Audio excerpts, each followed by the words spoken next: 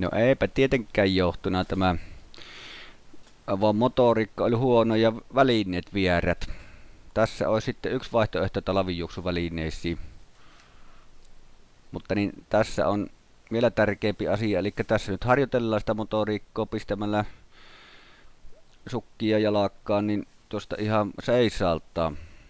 Hyvin näyttää onnistuvan, vaikka huojumistakin on havaittavissa, eli vielä voisi tätä myös reenata. Nyt tällä juoksijalla on kohta kaikki tarvittavat apuvälineet jalassa, mitä tarvitaan sitten tähän villasukkajuoksuharjoitukseen. Ja seuraavassa vaiheessa ollaan jo itse asiassa sitten, eli siinä juoksemisessa, joka vastoo paljasjalkajuoksua, mutta on talvella sitten, kun juostaa sukkasilla.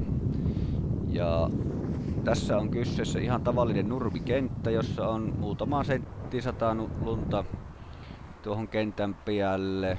Joulupäivän aamuna siinä ollaan harjoituksia vetämässä. Villasukkajuoksemista ei passaa tehdä yhdellä kertaa liian paljon, varsinkin jos ei ole ennen juossut, vaan semmosia ihan 1-2 kilometrin lenkkiä taikka lenkkien päälle sitten aina pikkusen hilpasta villasukilla. Tässä sitten vähän verytellään tuon juoksun jälkeen. Tämä on myös ihan oma keksintö, tämmönen rulla.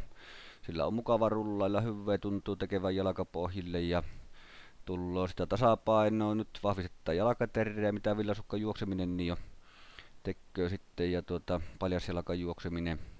Tuommoisia varpaille nousuja, ja sitten tässä myös tämmöistä tasapainoharjoitusta vähän yritellään tehdä, että ja molemmille jaloille tietenkin. Niin. Ja sittenpä tässä niin ei muuta kuin sauna.